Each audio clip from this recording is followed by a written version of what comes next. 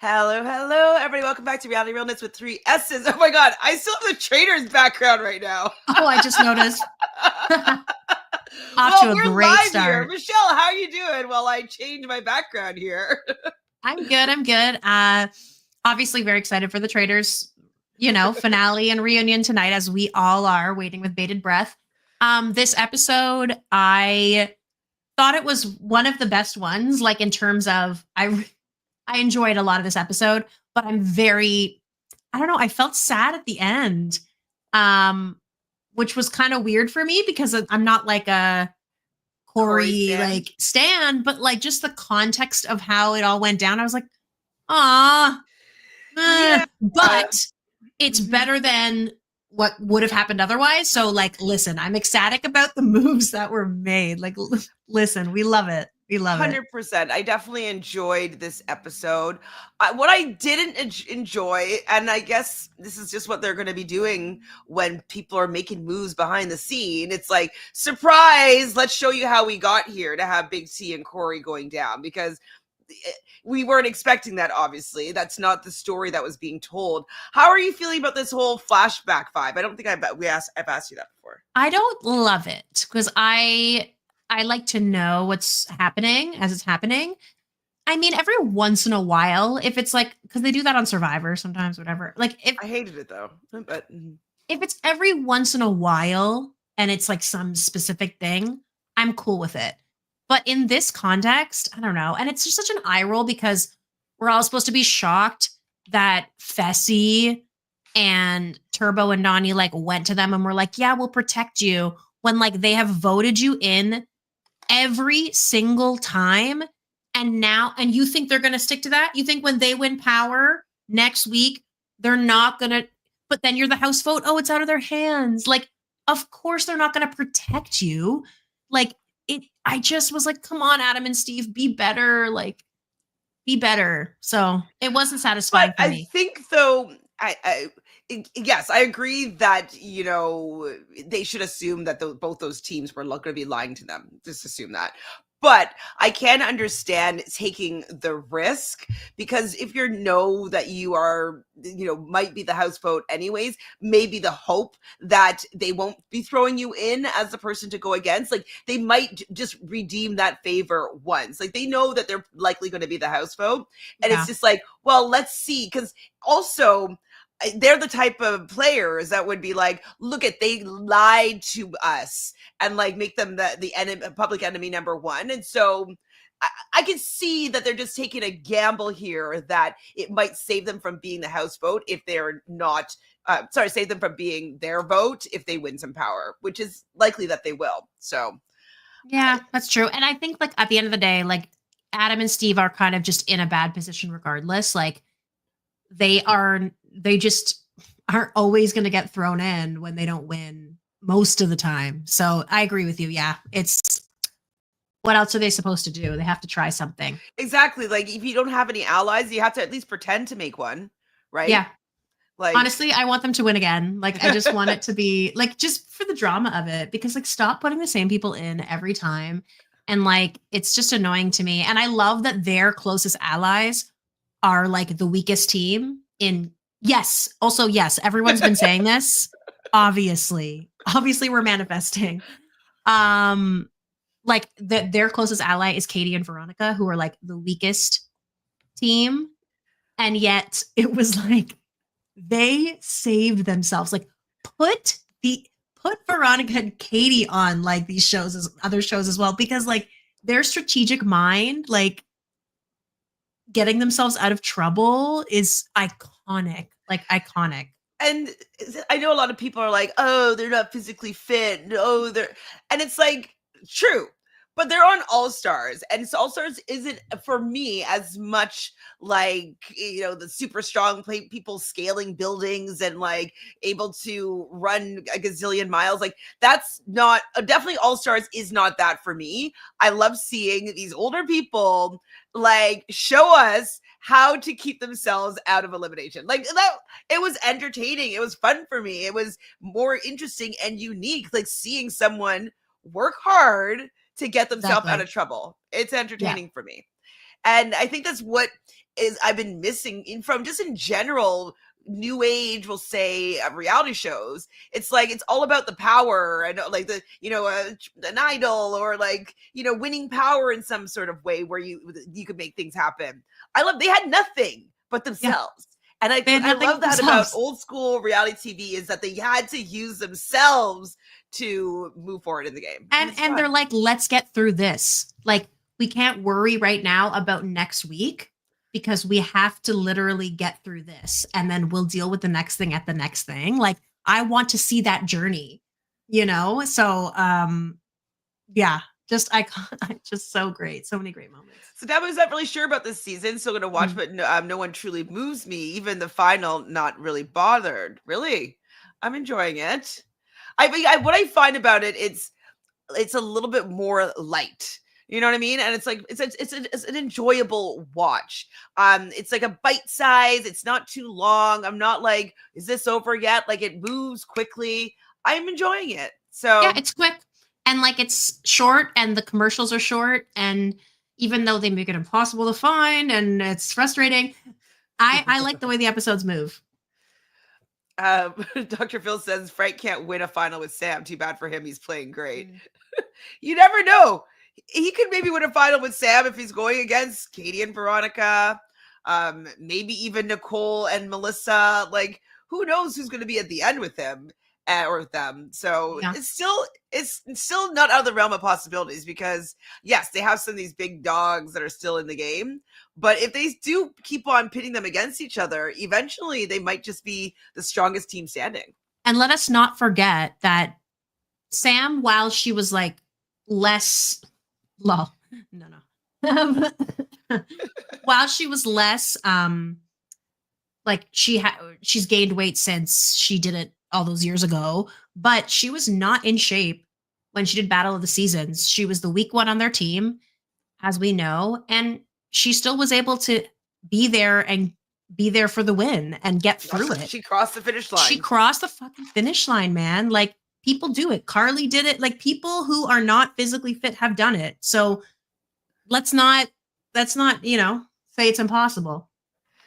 So Dabu says Katie and Veronica's gameplay is overrated. Not exactly Jenny and Bananas avoiding eliminations. They are legit the weakest team. Easy to avoid. Vote when you're a layup. But it's also easy to throw you in when you're not worried about retaliation, right? Like, if you don't want to get any blood on your hands, it's so easy to throw in the weakest team. They'll probably go home. Go ahead. And when all the other teams are so scared of getting thrown in by a team like Adam and Steve, like Turbo and Nany was terrified. Do you know what I mean? Fessy will pretend he was scared too. Like, they're all scared of getting thrown in. So they're like, okay, if it's Katie and Veronica, then we have the best chance possible of beating them. So like, they have a high percentage every week of being the vote when it's Adam and Steve aren't a possibility. So I think it was impressive. I thought so too. Henry thought that Veronica and Katie put on a clinic. I like that term. Put on a clinic. Oh, look at that. You're getting some compliments on the bag. Ooh. Super slay. Don't get used to it, okay? I got my roots done recently. So this episode is called A Starholder is Born. We see Frank and Sam do the recap. So it seems as though the people that are doing the recap kind of have a strong storyline. And so I kind of was tipped off that, okay, this is going to be a little bit about Sam and Frank. Well, it's always the winners from the week before. Oh, right. Yeah, we sussed that out last year. Yeah. Last season. So the people who win the week before do the recap for the next week. You are correct. But I feel like did that happen though when Nany and Turbo did it? Did they win the week before? I don't remember. But I don't remember. But okay, I'm gonna keep my eye out to see if that tracks for the rest of the season. Obviously, Veronica, we hear her starting to talk about wanting to take out of the physically strong teams. So you're obviously down with this notion. Did you think that she was going to be able to do it as well as she did? No, I was like, oh, I think this is going to be like a setup, but it's like they're still going to get thrown in. Like, I wasn't quite sure throughout, honestly. And then I was like, maybe Melissa and Nicole will get voted, but I don't know. It's hard to say. And like, even if they do get voted, like, who knows what Adam and Steve are going to do? Because also, like, Adam and Steve are wild cards when it comes to the decisions that I'll say Adam makes. Well, and I agree. I was worried. I'm like, are they setting Veronica up to fail? Because we all know that Veronica is the strategist. We see Katie doing these master classes. Like, are they setting them up to be these old school legends, strategists of the game, and then have them completely flop, go in, and go home? So Exactly. I was worried what we're being set up for. I'm like, Yeah, and listen, it was a hard elimination, which we'll get to, but like, woo. But at least it was a good one, though. I liked it. Yeah. Yeah. Davi says Nany is the best strategist here. Consistently gets far. She just can't win a final. I wonder, though, we did get a soundbite of Turbo saying she's been to the final with weak men and she hasn't been to the final with him. And so, go ahead. Yeah, but she went to a final with Bananas. Here's the problem is like Bananas is not necessarily as strong, though, as Turbo is. different. Yeah, I agree. But like, here's the thing. Their communication is horrible. And like, do I think it's possible that they could win if they, yes, of course it's possible. But like, as somebody who has anxiety, when I see Nany speak in general of these things, I'm like, I see how much anxiety you have. And she gets so stressed. And she needs a fire sign to work with. He's a Cancer and Aquarius, just not going to be great with communicating. Because like I get her like anxiousness, and like we could probably bounce back and forth and be fast in certain things, and, like, you know what I mean. But like with being with somebody that's like a water side, no, we want to be fast. Let's go. It's like have these thoughts, like, you know, speed it up. So I agree. Like, honestly, I'd like to see her with Wes. With there's a you know what I mean? Like, yeah, of course. Like someone who is a really good swimmer and can help, but also is like good at kind of just maybe better at communicating in a final. Well, and also being like a soundboard for strategy. Yeah. You know, I feel like they would be able to work out a win. I think that he would probably be her best chance at a win for sure. Yeah. Listen, nobody wants to see her win more than we would love to see it. Like for her to actually win after all this time, I don't care that it's All Stars. Like I'll jump for joy for her. Like for her to have that moment, like I would love that for her, but I don't know. It's tough. What about obviously CT? She'd be good with CT. He's also a Cancer, so I don't know if they'll be able to communicate that well together. But CT is a better partner for her in general, like because they know each other a little bit longer. He has more experience in these games, and so she would trust him a little bit more than she would trust Turbo, I think. Mm-hmm. Matthew is gonna pop on in. Hello. Hello. What's going on? Nothing much. We're just look at the backdrop. Obviously about Veronica, but you have the Adam and Steve as your backdrop. I thought you would have had maybe Katie and Veronica and their clinics that they've been putting on this episode. I love Katie and Veronica this episode, but I don't know. I felt the urge to give an ode to Steve and Adam. I feel like my love for Veronica and Katie is well documented, but I wanted to throw some old dogs a bone here.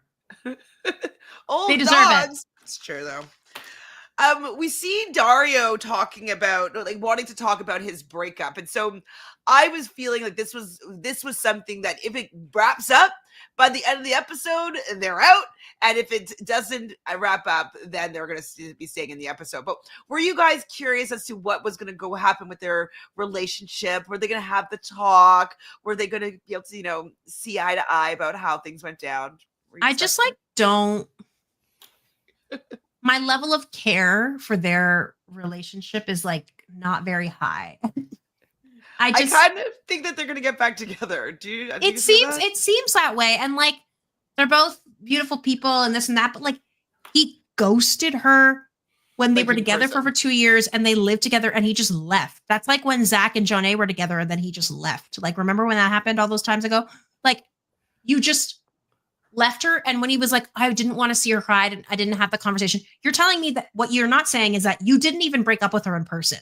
You left and you sent her a freaking text or something. Like it maybe or maybe not. like, what is wrong with you? Like, that's not forgivable to me. So, I mean, yeah.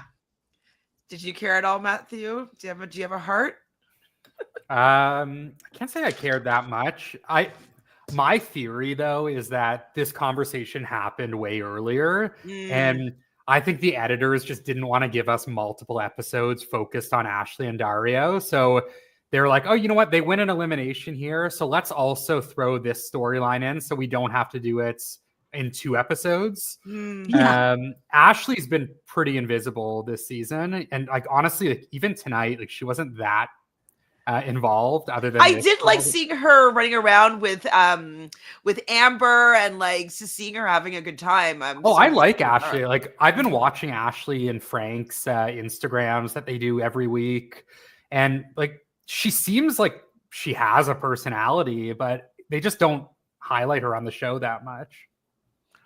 Yeah. It was the same thing with when she was on the real world. The real world, though, it's like she's nice and she's this and she's personable and she's got all the qualities, but it doesn't like translate for reality TV for some reason for me. I don't know what it is. She has all the goods. I don't know. I just. So one thing that it looks like they're building up to for next week is Shane and Devon's alliances. Like, which one is going to prevail? Do we have any predictions as to whose alliances are going to get better? So I believe Shane is obviously going to have Veronica, Katie, that side of things, and then Devon has Nany, Amber, Fessy, Big T, Corey, Turbo. Well, I mean, I think like by the end of this episode, people are like, ooh, Veronica's the they. Veronica's the one. Like, I mean, that's blah, blah, blah. You should make a shirt. Yeah. And Matthew, are you going to make a shirt? Veronica is the they? I haven't worn my Amanda shirt yet, have I? That came in the mail a few weeks ago. But yeah, I'll look into a Veronica shirt. And in my opinion, I personally feel like next week or sometime very soon, I think the Fessy and Nany side, they're going to end up turning back on Adam and Steve. And not that they'll necessarily go home, but they'll definitely break their word and throw Adam and Steve back in. Of course, because they're also on the other side of the house, because Adam and Steve are on the Veronica Katie side. And then we have Nicole, who's going to be like doing whatever, because we saw the preview of Veronica being like, whose side are you on? I think she was saying that to Shane, though, right? Oh, I thought she was saying it to Nicole. Okay, maybe I saw it wrong. The reason why I was thinking she was saying it to Shane especially because we heard this episode where she's like, I've known Shane for 20 years, like we're best friends. And so, I mean, maybe I was just putting those two things together. Like I misread it wrong, but that's where I was feeling. Break the tie, Matthew. Well, a few weeks ago, my prediction with the Katie scene, which was actually correct, because we saw Katie screaming in the preview, and my theory was, I bet Katie's not actually screaming at anyone. I bet she's like making a joke, and that is what it was. She was joking with Adam about how he should react. I'm going to guess that Veronica is doing something similar. I think Veronica is not the type of player that wants to be like overly confrontational at this point. I think she likes to work like Littlefinger behind the scenes. So my theory is that it's going to be something similar where Veronica is either like mimicking someone behind their back or like giving advice to Adam and Steve the same way Katie was a couple weeks ago. And that's a good theory too. That's three separate calls. Maybe I should put some voting ranks here and see, like, get some polls going on who the people think has the right idea of how to read that edit. Huh, that's kind of fun. But they want to be in the middle, which is a good place to be. But also, sometimes people want to take out the middle's power and be like, well, F them. How about instead of us going back and forth against each other, let's take these middle people out that don't want to make a decision. So do we think that they'll be able to stick in the middle, or do you think it's going to bite them in the butt? I think it'll hinder them because it's also about like them being able to make that decision together, like of the house vote, because it's in front of everyone. Like, which side are they going to go with? And if they're like, say, for example, they're first or they're near the beginning of the like who you're voting for. Ooh, what are they going to do? They need to make sure they have their things figured out. And like, I think it's always easier for them to be like, oh, like to go with the not Veronica side because they think, okay, let's go with the strength. Let's go with like the physical strength. But like, Veronica is so smart. Like, don't sleep on it. Definitely don't sleep on it. I think the thing that I'm like realizing and I'm a bit upset about for Veronica and Katie is the way that they made the like stars, the distribution of the stars, and how if a star holder goes home, it just goes up for grabs in the daily. I think that is like very bad for Veronica and Katie. If it was like similar to last year where you can gift a star to someone, I think they would have been way better off. But because it's like tough you now. can like actually pay it forward, or you know what I mean, if you do this, I will do this for you. And so the fact that it goes up for grabs, yeah, so but we're getting to the daily right now. So the star that Leroy and Devin lost is up for grabs now, and so the non-star holder, current star holders, will be competing for that one star, so top placement, and then everybody is still placing for best of the day to have the controlling power and protect their star if they already have one, both, even if they just got one. And so how did you guys like the way that they're doing this, right? Because Matthew, you're basically saying that you'd prefer that people were gifted these stars, but that also gives the opportunity for some of the other players to get a star that might not be able to get one by going down. So what do you guys think about? I prefer the winners getting to gift the star personally, because like if they're gonna have imbalanced teams, like I mean, there's a female team, and it is Veronica and Katie. Like realistically, they're not gonna win a daily unless like someone helps them win a daily. To me, like I would rather like see them have a fair shot at getting a star. And the fact of the matter is, like, even if they get a star, they're going to be heavily disadvantaged. They're not going to be favored to win in the final anyways. So the fact that like them getting to the final seemingly is going to be very difficult now, I don't love that. If it was balanced teams, I wouldn't mind this. But like someone like like a team like Fessy and Amber, they're way more likely to win a daily. Yeah, and they don't even have to win the daily. They just have to win from their against bracket. The people that haven't won yet. Yeah. So it's like Fessy and Amber are fighting now. Veronica and Katie, Nicole and Mel. Who else are they even fighting for that other star? I can't remember who doesn't have one, but it's like Veronica and Katie are pretty screwed, I think, unless it's just like a very fluky thing. Senator wants to know what happens if two non-star holders go into elimination. Did we decide that they get to take somebody that's not safe star? Is that what happened? I was under the impression that if you go into elimination, you have to go against a star holder to get a star. That's what I thought that the rules were. But am I wrong? No, I don't think it can't be, because your star is only safe if you win, right? So like everybody else stars up for grabs. I thought that meant safe from, like, your star is safe because you can't be voted into an elimination. I guess I understood it wrong. But no, yeah, you could be voted into elimination, right?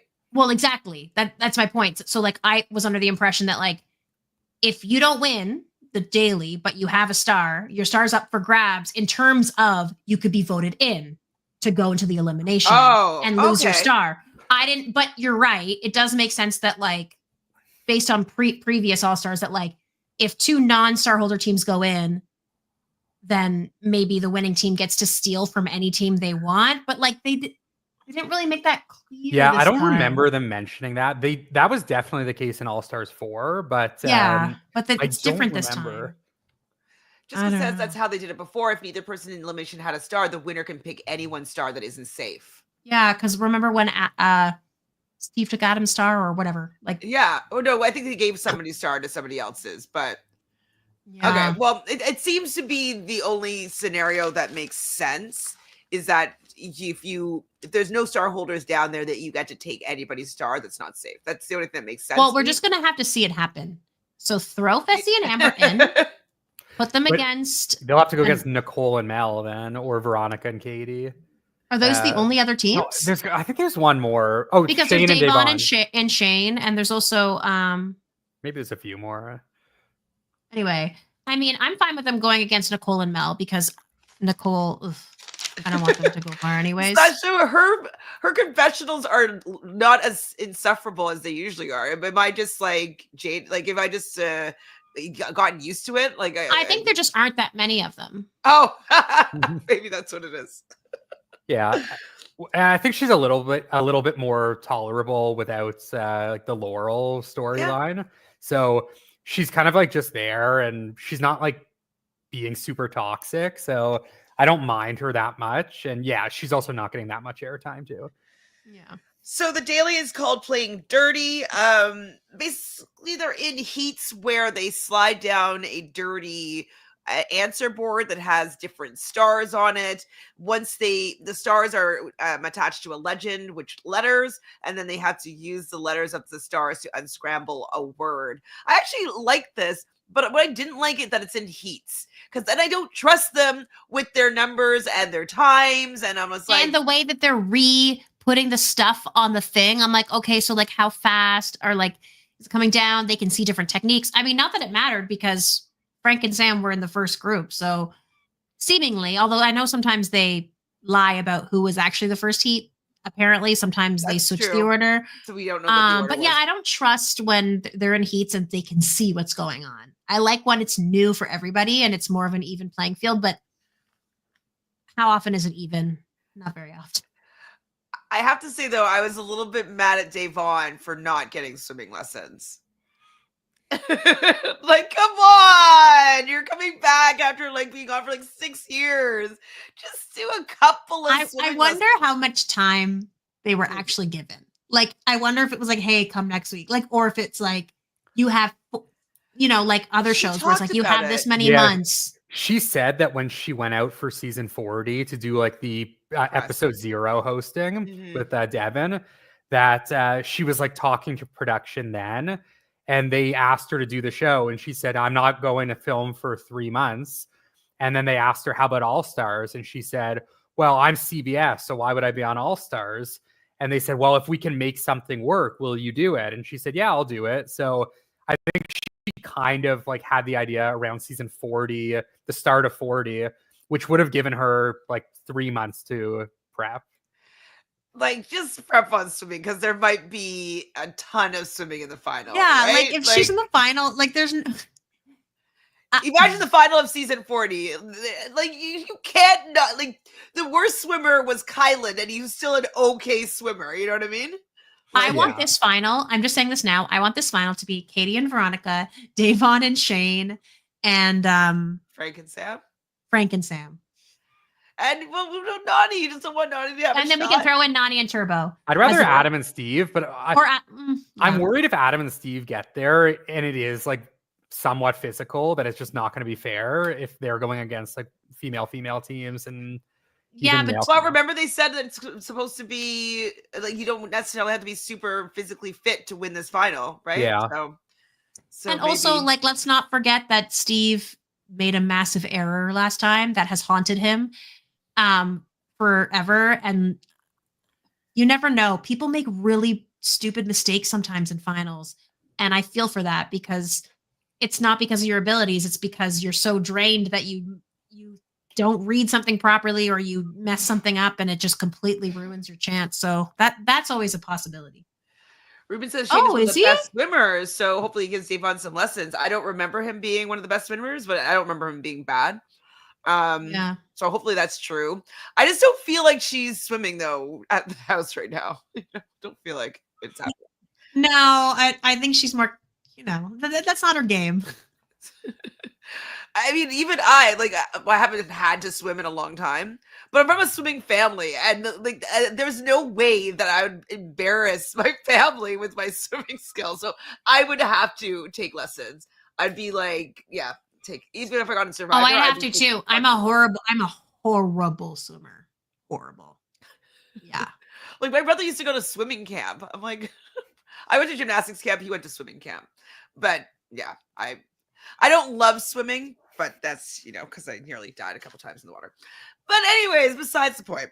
So what do we think about everybody's technique? Sam was going sideways down to get rid of the dirt that was on these answer grids. Was there a technique that we should have used? Like what was working? I think Adam and Steve's technique, I mean, well, clearly it was the best, but I liked how they like weren't like a lot of the teams had one person just go directly to the puzzle, but Adam and Steve like did more trips together where like you're having more of the board wiped off. And I found like some of the teams that had one person just go straight to the puzzle, they were just kind of standing there waiting, and it's like, all right, well, you're only getting half, like you're getting half the work done. And then ultimately, by the time, like, say, Adam and Steve got to the puzzle, it was like they had the same chance of completing the puzzle as anyone else. So, Yeah. And both people were there at that point, too. Yeah. Yeah, I think you're right. They did have the right idea. I thought that Sam going sideways, like covering a lot of ground, was a good idea. But I have to agree that with the two of them going down quickly at the same time, they were able to wipe off the board a lot faster, and so they were able to get to the answer board being less tired because they had to do less trips, two of them together. So yeah, ultimately it proved to be the best strategy, and they win. So, Katie, go ahead. So Katie was on the Instagram with Frank and Ashley last night, and she was talking a little bit about the daily, and she was saying, like, someone asked, I can't remember if it was one of them or someone in the audience, but they asked if Katie was like contemplating not doing it because she has like bad experience with the water. Mm-hmm. And Katie said, she's so funny. She was like, I was surprised that I did it, but then like Veronica or people were telling her to go sideways. And Katie said, like, absolutely fucking not. I'm not going sideways. I'm going in like a pencil so I don't get hurt. And she's like, I'm like so small. I was barely getting any of the board wiped off, but I was not willing to do anything else. And I'm just proud that I did it. Yeah, Katie. Yeah, and that's what I was thinking too. I'm like, is Katie even going to do this? Like, it doesn't seem that bad, but I wouldn't have been shocked if she just said, no, I'm not doing it. Well, I mean, that wouldn't, it's just kind of like a slide into water. It wasn't that steep, like, and that high. But she's gotten injured. Fair. Twice. So majorly. Yeah. Those black eyes. Oh my gosh. So anything else you want to talk about this? Oh, actually, one thing I do want to say is Fessy having this whole like, wow, Amber's the best partner. I'm having regret that I switched partners with her in double agents, right before the final. And so do you think that this is a soundbite that we're hearing because they're going to take a win at the end? Like, what do you think about their relationship? I don't know if I'm getting winner vibes right now. Like, coming into the season, that's the team I thought was the strongest. But seeing how some of these eliminations have gone, I don't think necessarily that like they are a lock by any means to like win. And they still have to either win an elimination or a daily. So I don't know necessarily. I wouldn't be shocked if they won. But I don't know. I wonder if maybe it is like more kind of setting up this like divide amongst the house, and like maybe Ashley and Fessy are viewed as like the top dogs moving forward on that side of the house. Sorry, what did I say? Ashley. Oh yeah, Fessy and Amber. Yeah. I was like, oh, is there a little relationship that we didn't know about going on there? Jessica said, well, duh, when Fessy said that. That's funny. Yeah, Amber is a great partner. I mean, ugh. Yeah. The only problem with that partnership, to be honest, and I think like physically they're great, and the only problem is neither of them are the type of players that want to make decisions or are like capable of making good decisions, at least. Mm-hmm. Fessy's a Libra, and Libra tends to not want to ruffle any feathers. They just want to stay out of it. They don't want any fights. So yeah, that's why every time he comes forward with like some like, I'm one of the greatest of all time, and I'm this and I'm that, it just, none of it feels even like trolly like Wes or authentic like whatever, any of these other people, or even like villainous like Zach or someone that we don't like. It's like I just don't believe him because he'll say something and then he'll kind of retract. And like, you're right. Like, he's never like standing in his power, like consistently. Like, he has moments where he's like, yeah, I'm so great. Safe decision. Let me throw in a girl team. Like, okay, like you're not being actually bold, but you're claiming you're bold. I don't know. Yeah, he Fessy, always pulls his punches. yeah. Fessy was on the Zach Nichols podcast a couple weeks Wow. ago. What a and combo. he was saying on it, he's like, and he was getting like pretty like, he was getting pretty like heated. He was getting pretty aggressive with the debate, but he was saying like, anyone that's like seen me play knows that I'm like a top 10 challenger of all time.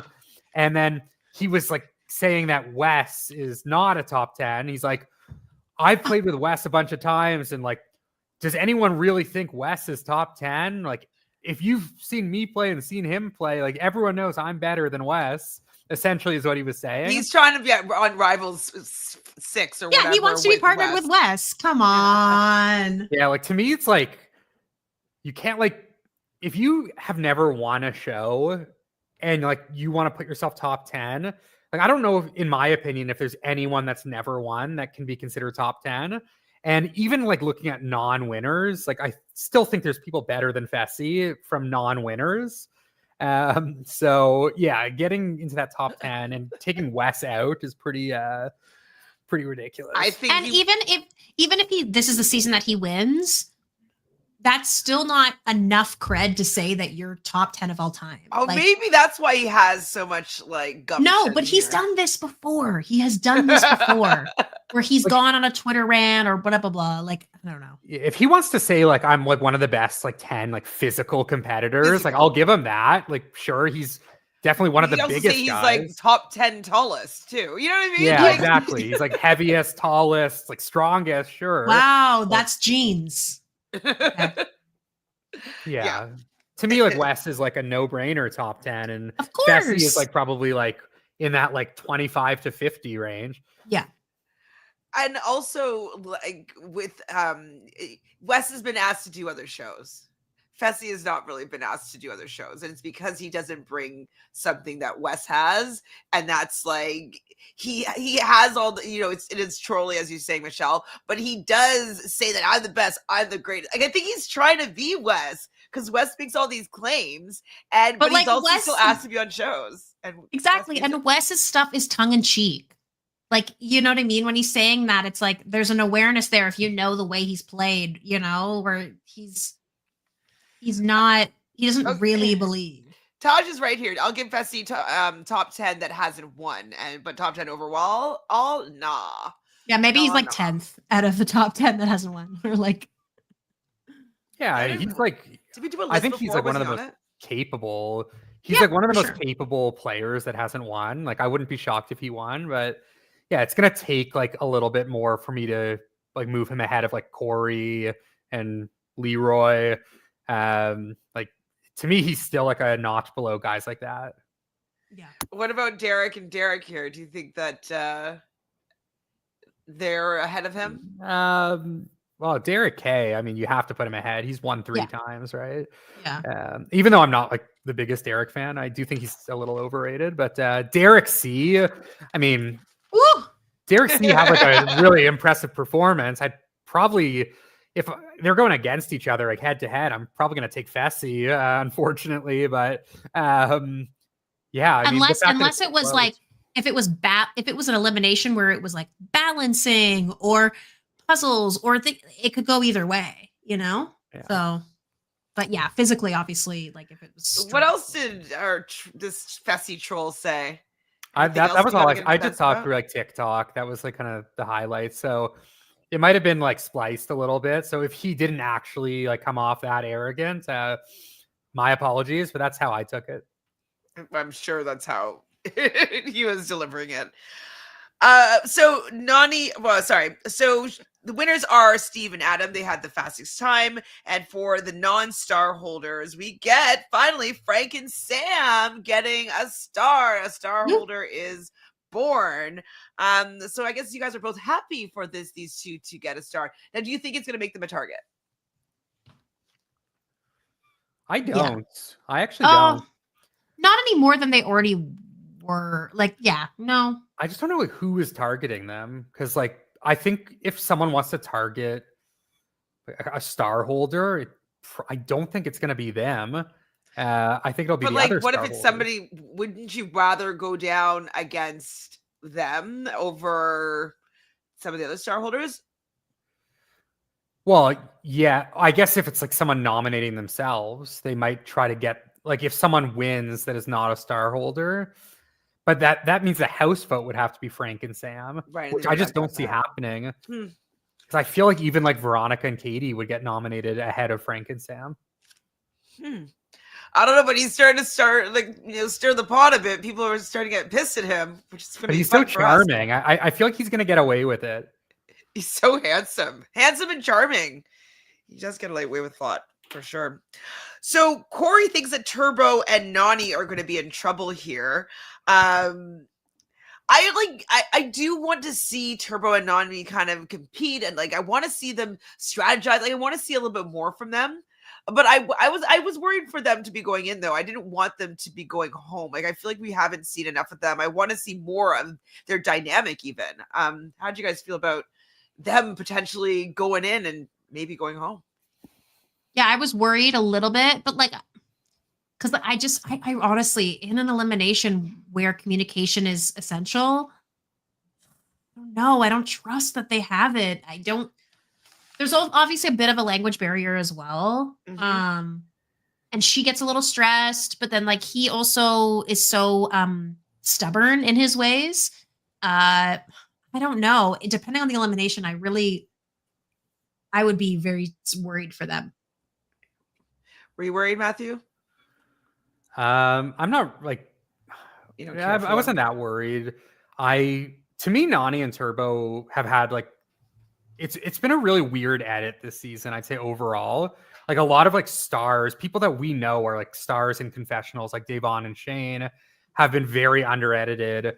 And then episode 1, it was all about Nany and Turbo. Like they dominated confessionals. That was the whole storyline. We kind of thought it was like setting up like to be the season of Nany and Turbo. And then since episode 1, it's been pretty quiet for them too. So maybe it's because though Adam and Steve have been going in week after week after week. Yeah, but like I'm just so confused why episode 1 was all about Nany and Turbo when it didn't need to be. And like I don't really know what that means. Like challenge edits are a lot weirder than say like Survivor, where Survivor is a little more kind of cut and dry. But yeah, I was bracing myself for like a heavy Nany Turbo season, and now it seems like they are kind of just like playing a solid game in the middle. Turbo is like not blowing up on anyone, which is surprising. Devin actually said in an interview that Turbo apologized to Devin for calling him a pussy chicken level 2. So maybe Turbo is like turned a new leaf and is like a little bit more in his like Zen era. Wow. Listen, okay, I take back what I said. Maybe Turbo is doing better than I expected in terms of that's I mean, they didn't show it, but that would show to me that maybe they'll be able to get along, right? Like maybe that I wish we saw that fight. Maybe that fight will be in a flashback when it's their big episode. You know what I mean? We'll see like what happened there. And maybe then see their conversation about how they come around and like, want to work together and him not being a hothead. So maybe that's to come. Like I can't picture them completely leaving out their relationship evolving and getting back together or like being friendly again. Yeah, and like I guess like we have to expect that as the numbers dwindle, like these teams will get more airtime. Turbo like working on his Turbo working on his temper. To me, it's like I don't know how to feel about it because like if Turbo's just gonna be like super calm and then also like English isn't his first language and he's not gonna get a lot of airtime, then it's like, is he gonna be the best casting moving forward? I think like part of what made Turbo like so entertaining is just like he was such a loose cannon. Yeah. And if he's now just like not getting airtime and calm and like can't really communicate that well, it's like, oh damn, like I don't know if I'm as excited. Well, you know, I'm sure that they're going to get screwed over, and if that happens, I think maybe he will blow again, right? I think it's just like there's a right scenario where he might get pissed. We can hope. Yeah, or the right people in future seasons. Like I could see like someone like Bananas like really getting under his skin. There are people that can kind of poke and pry at Turbo, and I think like there's still like that monster in him somewhere. Yeah, I can see him under the right circumstances. Yeah, showing his old self. Turbo made Jordan scared. Jordan. Okay, so Nany's talking to Fessel about maybe sending in Katie and Veronica, and then Nany's talking to Devon and Big T, and then Devon and Shane are talking about how both of their sides are fighting against each other, and so maybe they're going to stay back in the middle and just let them shoot at each other. And then I put a star beside it. Veronica said that Shane is her BFF. So that didn't play out this episode, but I'm still keeping my eyes on, or my ears on this line, because it's like, why do we need to hear that? You're right. That's definitely going to come into play next week for sure. Or at least in future. Oh, I guess we're getting closer to the end of the season. Holy shit. Yeah. It's episode 7, and what, it's going to 10? No, it's going to 12 this season. Okay. Luckily, yeah. Okay. Well, it was fine. So Frank is telling Veronica and Katie that people are saying their name. So Veronica, your girl, decides to create some chaos, and she is going to work. Apparently she sleeps in all the time, but now she is waking up early and putting in her hours, punching her time card on causing chaos. You're smiling, Michelle. You enjoyed this, I'm assuming. Yeah, it's hilarious. I mean, like, this is why Veronica is there. And like, this is why we like her. And this is why she's entertaining. And I kind of, at this point in the episode, was like, okay, even if it doesn't work, like, yes, girl, go for it. And then the fact that it kept going and it worked out, of her just like spreading chaos, like, that's what you need to do at times. And like, yes, by the end of the episode, did certain people figure it out? Sure. But like, she got through an extra week. And that means that, like, who knows what the elimination is next week? Like, there's so much that could change. So she used the time where her closest allies were in power, and she knew that she wasn't going to get voted in. So this was the week to do this. And yeah, I enjoyed it. I enjoyed the whole thing. I said, what did I write? Corey sniffed out Veronica. So do you think we're going to see what happened? We talked about this a few times, right, Matthew? About like Corey and Veronica, don't never meet your heroes. Did we decide what had happened and I just forgotten? It's probably just this. Yeah. Right?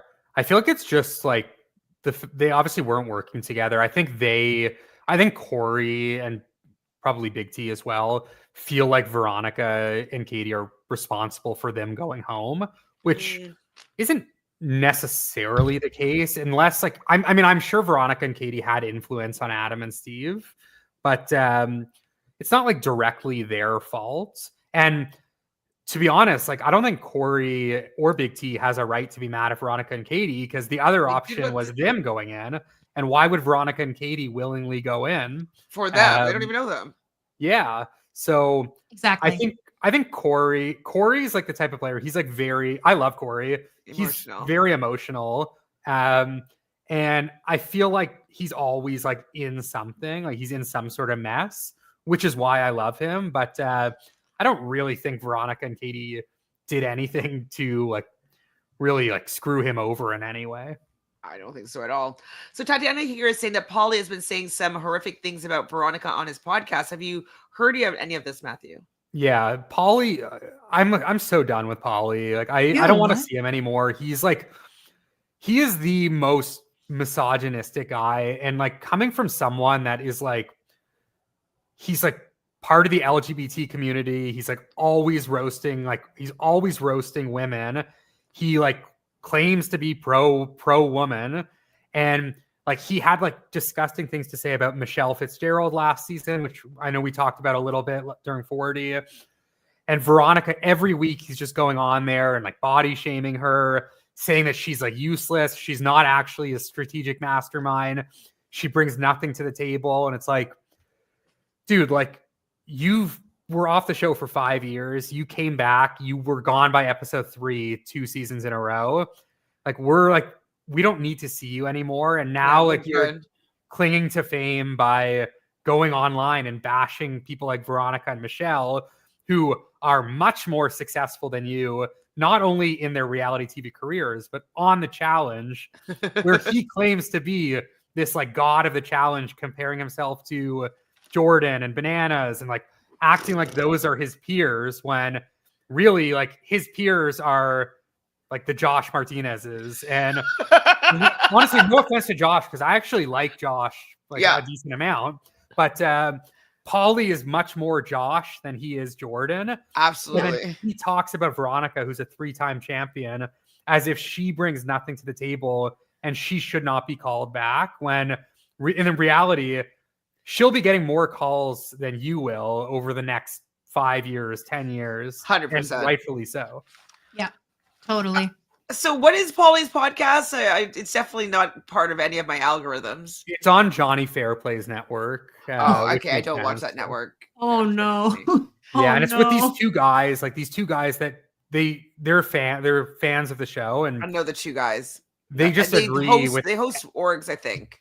Oh, I don't know. They agree with every single thing Paulie says. Like they're just like they're like a sounding board for Paulie. Ew. And it's honestly like it's honestly quite disgusting. And I'll sometimes listen in a little bit, and after 5 minutes, he's just bashing Veronica, and then I will turn it off.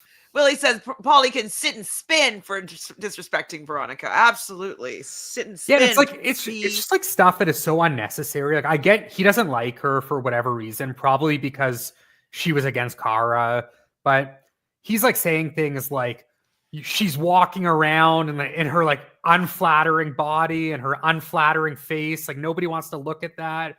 Like we want to look at attractive people. Like, and he's putting himself in that category. What did they call him? The Keebler elf?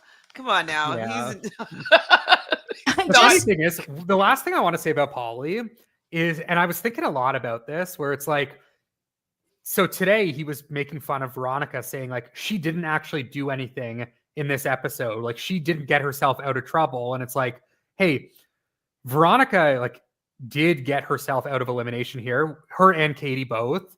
So kudos to them. And on the flip side, it's so funny that Paulie is the one making fun of her, because on season 40, Paulie was called out by Theo and he had a chance to save himself, but Paulie couldn't save himself. Never. He couldn't get them to throw Josh in. He couldn't get them to throw Kyland in. So he wound up going into elimination because he couldn't do what Veronica can do. And then Paulie ended up going home night one because he like willingly took Theo calling him out, where Veronica found out, oh, teams are calling you out, and she flipped the whole house. So it's like Paulie can't do, he's not good he's not good enough physically to beat people like Theo, Jordan, whoever, and he's not good enough strategically to match people like Veronica. So like, what is Paulie? He's he's Kara's +1. That's really all he is. Truly, man, he's just gone down and down for me. Like I don't even see him on my algorithm, which I'm very pleased for. And like that's so disgusting. And also, yeah, like he also can't get past his own ego, and that is why he went in against Theo. Oh, it's time. You know what I mean? Like he made it seem like, okay, here we go. It's well, like, I think he was doing that because he knew that he wasn't going to be able to get himself out of it. So he had to pretend like he was like, let's be tough guys, you know? You build the relation. Why do you think Amber believed what Veronica was saying? Like, obviously, Amber believes people kind of easily, but also Amber's been burned a lot. And so there's people that she doesn't believe, right? But Veronica obviously was massaging that relationship so that Amber felt confident that she was telling her real information. And Veronica isn't just every day being like, this person's saying this. She chose her moment. Say, oh, Melissa, Nicole were saying your name or whatever it was. Yeah, that's exactly what you're saying. She chose the moment. It's like, that's smart. I mean, like watching it on my end, I know I have all the information, so it's not a fair way to watch what she's doing.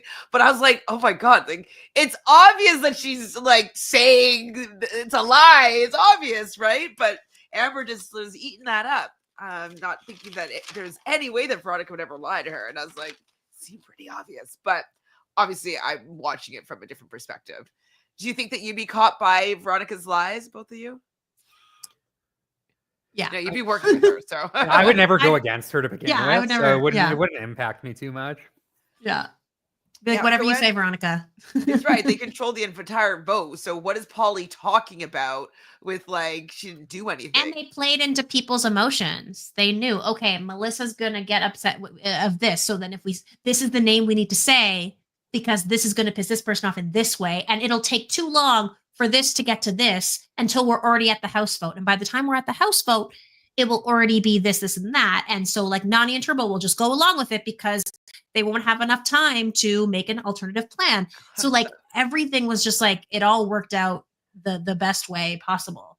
And also, though, I thought what was strong about their strategy, and they didn't show it necessarily on the show, but they must have been like, okay, I'm going to talk to da-da-da, I'm going to push this, da-da-da. And then Katie, okay, you go and you talk to Mel, and you're going to say this to Mel, whatever. So like we have two people that have like motives of wanting certain people to go in, and let's just pin them against each other, or like, you know what I mean, or like, okay, they're going to be a strong player, and maybe she's going to want to put them in. And so I thought that they did an exceptional job with how they strategically aimed everybody away from them. Like they were barely part of the conversation in the end, which is awesome. So Corey tells Big T that Melissa and Nicole are being rumored. This is when the whole they conversation started happening. I love the they. We talked about it briefly. Katie tells Mel about the plan. We see Katie getting a masterclass segment. Has Polly ever had a segment, Matthew? Has Polly ever had a segment? Like something like the masterclass, the CT tips. No, definitely nothing like that. I mean, I'd say like Polly's like highlights were like War of the Worlds, where he kind of got like the like evil mastermind kind of edit, where that's like the best like we've seen of Polly, but nothing like fun. And like I will say like Polly provided entertainment during War of the Worlds for sure, but yeah, he'll never be on the level of these greats. And you know what? Like when I think about it, it's when they were trolling him when he was doing. Was it like he was swimming on a rope and he just kept on falling in the water? He was never making, but he would never give up. That's his segment, just repeatedly like falling off that rope and like hitting into the container. So bad. And then he'll say like, "Oh yeah, like I like nearly broke my neck doing that." It's like, dude, like anytime you lose, it's like you had this like catastrophic injury. It's like, no, you like just lost because like you're not the best. Felix says I'm just starting the stream, but I hope that they said that they wanted to see me on the traders. So cast reaction. So we want to do it maybe on Sunday, Matthew, if you have time. Cast reaction for 41. I still don't know everybody that's on it, and Matthew, you seem excited about a couple people, so I'm excited to see who you're excited by. So maybe Sunday we can do that. Okay, so then Mel, taking the bait that was given to her by Katie, she talks to Big T and Cor, thinking that they should do Starholder versus Starholder. They're thinking of Dario and Ashley, because Dario betrayed Leroy here. He's not a trustworthy person. I was like, I mean, yeah, I get it. Like, if this is how you're going to push it, push it. I thought that she did a pretty good job as well. Melissa? Yeah. I mean, it didn't really end up how she wanted it to, unfortunately. But to the point that, like, she thought that she was the one. Oh my God, am I the they? But, like, that's also part of it is getting past your own ego enough to allow people to think that they're making decisions on their own. It's like, that's a hard thing to do, I think. I don't know. I think it's very smart. That's the way that you want to do it. And also, looking at you.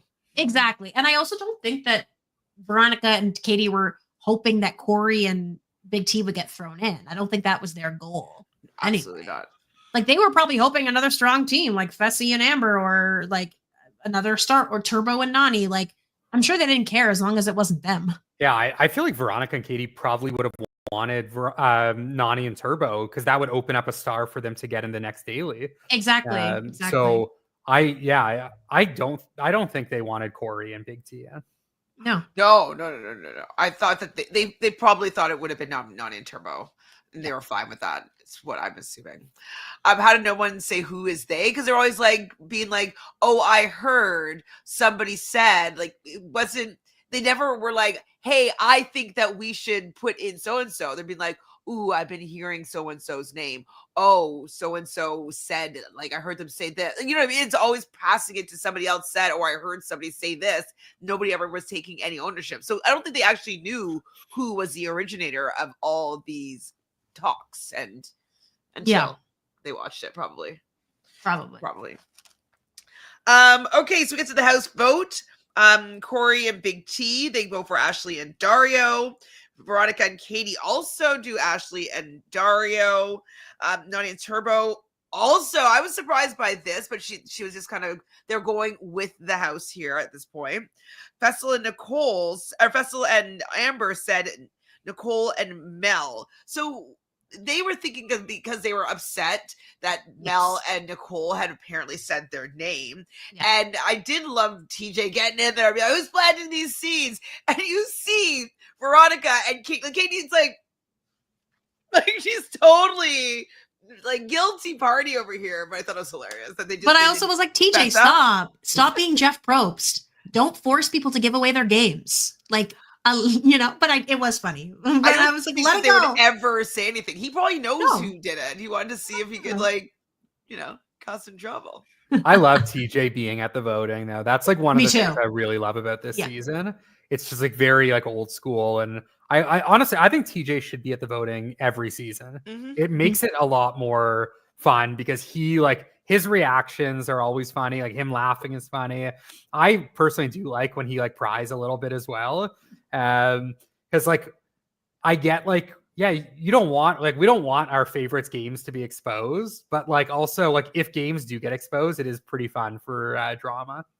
Absolutely. And seeing their reaction here, and nobody, like, I would be looking around at people like I'm playing the traders at a round table being like, okay, does anybody have any reaction here? Who was it that started planting these seeds? Shane and Devon, they also vote for Ashley and Dario. Frank, Ashley and Dario. The who is they is the question that TJ asks. And Ashley and Dario vote for themselves because she didn't want to vote for anybody else. So Ashley and Dario are the house vote. Dario looked pissed. He did look pissed. I mean, girl, what do you expect? You literally were like, after what you did last week, not that, but like you allowed what happened last week and you haven't been on the show in forever. Like, you should be shocked it took this long for you to get thrown in. You should thank Adam and Steve that they were in the way for so many weeks. Yeah, they would have been thrown in way earlier if they didn't have that. Throw them in again.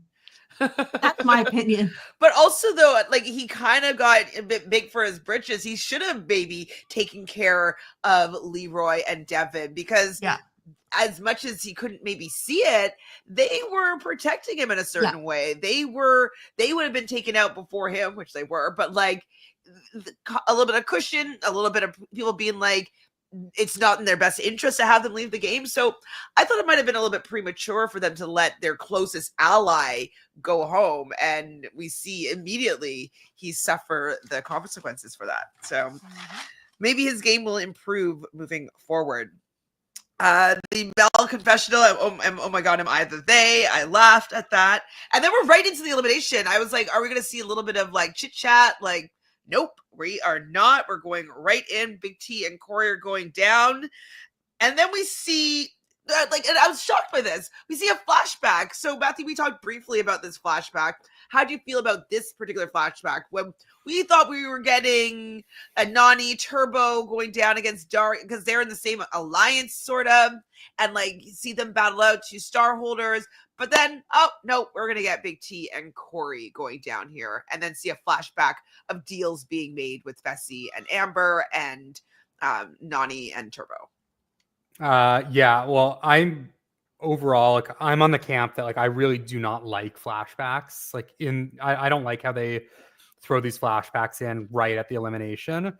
Like for me, like I like didn't really know who was gonna go in, and to me, it's like not the best storytelling when you don't know who's going to go in and then they have to explain it through flashbacks.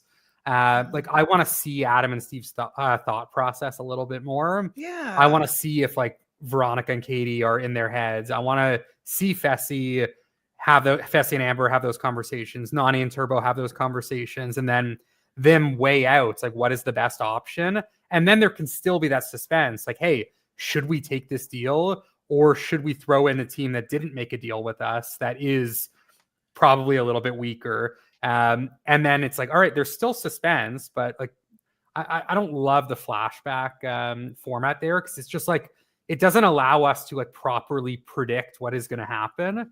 And then it's just like, I feel like they're just doing it for like the element of surprise. And I don't think it's necessary. No, and agreed. it's lazy storytelling. You know, you guys know that I love a concise story, beginning, middle, and end. I like it was a follow along. I like to be able to make my predictions and not being like, oh, surprise, there's information that you didn't have, so you couldn't solve the puzzle or you couldn't solve the mystery. So yeah, it's a little weak storytelling. And these are like super like qualified and talented people editing. I don't know why they're choosing this route with this element of surprise. I don't think it has a payoff. Unless I'm wrong. Maybe it does have a payoff, but we're just people that like things a certain way. Maybe we're wrong. Okay, so Big T and Corey are going to be going against Dario and Ashley playing Stack Attack. There's these stars that are hanging, and they're on a kind of, what would we call those things? Like a Bosu ball? Circular seesaw. Is it a half Bosu ball, half moon? Anyways, it was on a half moon ball thing that would teeter totter. And they had to grab these 7 stars and then eventually place them in the middle. If they drop onto the ground or one of them falls off, they have to stay off for 10 seconds. When they finally get all 7 stars stacked on top of each other, it has to hold for 5 seconds, and that would determine the winner. I thought this was a pretty equalized elimination, except for the fact that Corey Lay probably weighs more than twice as much as Big T weighs. Yeah, it was so unbalanced. I did like the elimination though. Like it was, you have to work together. It's balancing. There's elements that are unique. I liked it. And listen, they almost beat them. Like they were so close. And like I was telling Chantele this before, Matthew, that like I'm not like a Corey stan, but in the situation, I was rooting for Big T and Corey to beat Ashley and Dario because that's just more entertaining and also is more exciting. They get their star, things in the game change and they shift. There'll be more drama back at the house. And like, to me, I was disappointed that they lost, but I mean, they almost won. I was kind of tipped off that they weren't going to win because it says a new Starholder is born. And then we already saw Frank and Sam become new Starholders. So I was like, oh, I think they would have named it something different if they were to have won. And so I was kind of like already there. I was like, I don't think they're going to win. And then also I didn't feel like they wrapped up that story with Ashley and Dario at the beginning of the episode. They talk about like, oh, I haven't had a chance to talk to her about like our relationship. And that didn't happen yet. If that happened, I would be like, oh, they might be going home. I was also thinking about that too. I was like, wait, they didn't actually have their relationship talk, then I thought it might happen after. But yeah, to be fair, like I wouldn't read too much into that just because we are thankfully getting the scenes after when they go back to the house. Yeah. So we easily could have got, like, if Ashley and Dario went home, we could have still got a scene of them at the house. Fair. So, which is a good thing about how they're formatting that part of the game. We have that extra like goodbye moment. So I think it makes like the outcome of eliminations like a little bit less predictable. Because to your point, in most seasons, like we would be able to tell based off of like something being left out of the storyline. But now like we have that extra 5 minutes where it could easily get placed in. I do like the extra 5 minutes, but with their patterns of some of these relationships, they seem to button it before, like, we saw Janae and Oh my god, I can't even think of who Yeah. she's. Beth. Like, kind of wrap it up a little bit beforehand. We like Oh my God. the I forgot they were. I forgot about but all that. these female teams, they've wrapped it up before they went to elimination, and so that's just the pattern that I was noticing. But yeah, you're right. They could have wrapped it up after, and so I won't necessarily take it as a marker, but it was a thought that I had. Yeah. For me, this elimination, I love eliminations like these where it's like in theory like a super like easy concept, but it's like very frustrating to actually do because you can like see their frustration. Like you saw like Corey was yelling a lot. It's like Dario and Ashley were like very panicky every time they fell as well. And it kind of reminds me a little bit of the one that Sylvia and Joss beat Bananas and Tonian in Final Reckoning. That one was in water where they were stacking, but it was like the same concept where it's like you're on a platform that's very hard to like maintain these pieces, and then you're stacking them up and they keep falling. You just get more and more frustrated, and really anyone can win. I do agree, like with Corey and Big T's like size disparity being so significant, it's a little bit of a disadvantage. It's kind of like luck of the draw there. It's not like anything super egregious, but to me, like these are the best kind of eliminations. Mm-hmm. Yeah, it's definitely as equalized as it seems to get on the challenge these days. You know, I feel like they had a really good shot at winning. They almost did. They figured out how to use their size. You know, they made it work in the end.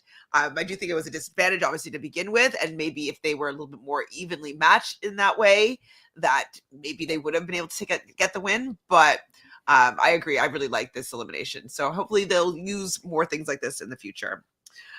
So unfortunately, it seemed like they were neck and neck. They're all had their tops, like the 7th star that they're placing on there, and we see Melissa, like she was so upset when Big T's stack falls down, and unfortunately at that same time, Dario and Ashley were able to hold it for 5 seconds.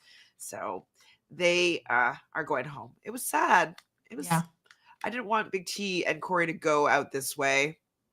I mean, at least it was something that they were close. And so it wasn't like it was a blowout, you know.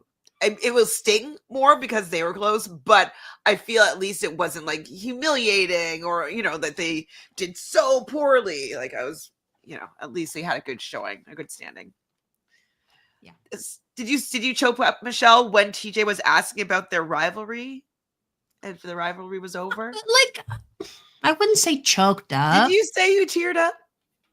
Did I say teared up? I think you said, or maybe you said I got emotional. No, I was just like, I felt like for them in the moment because like they got so close, and people like Big T and Corey are always like, they never really get to be seen as really contenders in that way. So I felt for them. And I just think that Ashley and Dario, like, I don't care about their trajectory on the season. And so to me, I was like, it was like a disappointment, kind of like, oh. So I felt for them. And like, Corey is, we know he's like, shows his emotions or whatever. And like, you know, it seemed genuine how he's like, what he was saying at the end. So yeah, he's saying that his biggest mistake was hurting her, and he got quite emotional. And Big T was like, "Oh my god, I'm gonna get emotional back." And so they did have a moment where they're gonna go and have a drink together after, and it seems as though that he was the best partner that she could ever ask for. She could have had better partners, but I am happy that they kind of worked through that mess of a season that they were in together, and you know, they're on the other side of it. Matthew, what do you think? Yeah, I thought it was a good ending for them. I think like Corey was like certainly leaving in a good place, like knowing that he made amends. Obviously, like some of the things Corey did to Big T in particular on 39 were like a little bit below the belt. And I think he quickly realized that. And I think like Corey, like, while he is like dramatic and emotional, like I think at the end of the day, like he is like a good guy. He understands like what he did wrong. And I think like for him, like even though he didn't win the season, like he leaves as like a big winner. And I think like moving forward, he's like someone that's positioned well. Obviously, like physically, he's great. He's a good cast member. I hope he continues doing the show. I think he should. I think he's deserved more calls. I think Big T certainly will get more calls. But yeah, I thought it was a good moment. Like them going out, like kind of in the middle of the game, but going out with their heads held high. I'm sure though that you loved that Corey left his mark on the game when he tells Amber that Veronica and Katie are the they. Now, do we think that Amber is going to use this information in a way that's going to help propel her in the game? Like the thing is, like I just don't know what Amber is going to do because she is like very unconfrontational for the most part as well. Like I don't see her just like going directly to Katie and Veronica and like calling them out, but I could see Amber maybe passing that information along to like a Devon and Shane, and maybe then like things start to escalate a little bit. I don't think Amber will be the one to like really like call them out. It also could be like they could go to Melissa and Nicole.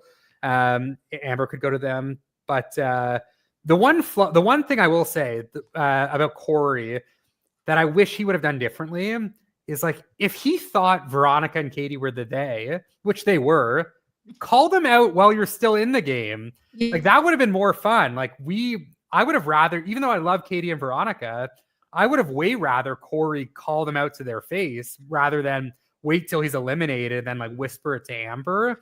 I think he like, didn't know that he was going home, so this was probably like he was probably going to use that for the next round, right? He should have done it at the elimination. Then when he got called in, yeah, like, before the elimination started, he should have called them out for the TV moments. Like the moment with Amber was like just a little lackluster because it was just like behind closed doors, and Amber we know is not going to be like super activated by this, I feel. But it would have been awesome if he called them out in the arena. Wait, okay, just saying this Reddit's Not a Flavor is going to get a good use out of the big legs and big feet clip this week. I don't remember that clip. Is that from Survivor? No, it must have been something Corey said.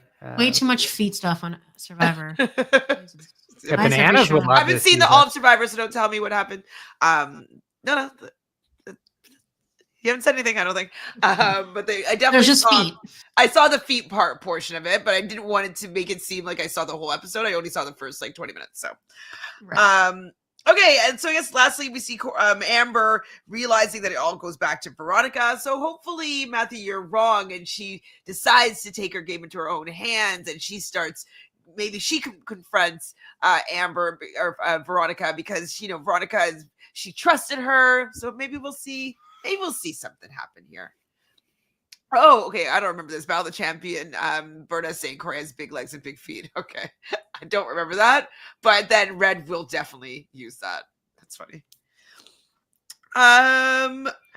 Okay, so I sort of see now they all have their past talk. I'm sorry. Oh, I'm like, okay, it doesn't matter about that. We just see them having their past relationship between Dario and Ashley. It didn't really seem that resolved. He does say, I'm sorry. She seems fine with it. To me, it seems like they're going to start flirting a little bit more and maybe getting romantic again. I don't know. It seemed that way to me, but it also was a bit of a nothing burger. Yeah. Ding. That's it. Do we have an MVP? I think it has to be Veronica and Katie, right? It's got to be them, or it's Adam and Steve. Frank and Sam are up there too, I think. Oh, a lot of good performances this episode, I thought. I would think Veronica and Katie for the fact that they really put some work in. I do agree that like everybody that we talked about are contenders, but I thought it was just most impressive. There was most visible what they were doing to us anyways, and it had the most impact. That's my thought. Yeah, but I'm good. I'm good with Katie and Veronica. Okay. Anything else to say about this episode? No, I thought it was a really strong episode. I think the last two episodes actually have been pretty strong. So I hope this momentum keeps up. And yeah, if we're going to be getting more, like, I mean, to be honest, like the MVP of the season, I think has to be Frank thus far. he's just been like super, like the devilish like return of Frank has been really awesome. So I'm hoping we just keep getting more like Frank in all of his glory, and I am praying that Frank does more seasons as well. Yeah. Well, that is it for this recap. Yay. Thanks for popping in, both of you and everybody here in the chat. I know I've been stranded in Montreal. It's been a nightmare. So that's why I wasn't even able to really message everybody to say when we're going to be going live. I didn't even know if we were going to be able to go live today. So thank you for being able to, be easygoing and be able to pop in right now. So I guess we're going to figure out when we're going to talk about 41. Hopefully, maybe next Sunday. Maybe someone was suggesting Tuesday. I think I could do Tuesday as well. So it's coming. I still don't know the cast. So I've been avoiding things like the plague. It's like, oh my God. That's it, everybody. Subscribe, like this video. Wait, and Matthew, what's your podcast been going? What's been going on? We had the Oscars. So I was actually going to say, I actually did something really fun last week. So on my YouTube channel, I just kind of started it, done a few episodes. Give us a follow, or give me a follow. It's Pop Culture Piggies is the name. And last week I did a video where I broke down my predictions for who I think will be on Survivor 50. So I went through every season of Survivor from 1 to 47. Is that how it goes, Matthew? Yeah, that's it. So yeah, I went 1 to 47, who I think could, should, and will be on season 50 of Survivor. And that was kind of the most fun I've had, and definitely like the most viewed video I've done so far, which was nice. So Nice. I'm going to keep doing like stuff like that. Maybe like a little bit of like mock casting for challenge stuff too. So yeah, give me a subscribe, like a video. It'll be super helpful. And obviously like and subscribe here as well if you haven't. But yeah, I'm super excited to be doing this stuff over the next hilarious name. Yeah, that's fun. Loves it. Yes, please, everybody subscribe to Matthew to get some of his content out there. Oh, thank you, Joanne. Joanne has also put that in the link there. So yes, please subscribe. And then we are going to, and we already get There's me. Oh my gosh, love her. And you'll see my picture is Miss Piggy. The icon herself. Iconic. Yes. Well, thank you, everybody. Again, subscribe to all of us, and let's just continue these conversations. Ciao. Bye. Bye.